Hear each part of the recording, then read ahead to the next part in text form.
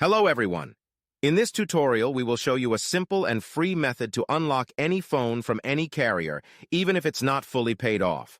No more expensive unlock fees or shady third-party services. We've got the solution you've been looking for.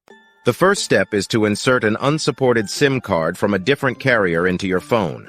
Once you power up your phone with the new SIM card, you'll receive a message asking for an unlock code. All you have to do is enter the unlock code, and your phone is now fully unlocked and ready to be used with any carrier you choose. And here's the best part. We will show you how to get the unlock code.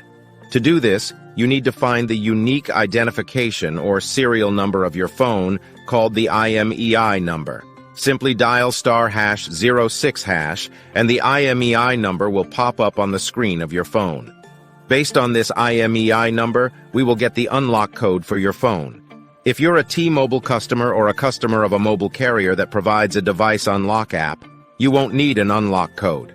Things will be much easier for you. Visit useanysim.com and find straightforward instructions to unlock your phone for free, based on the IMEI number of your device.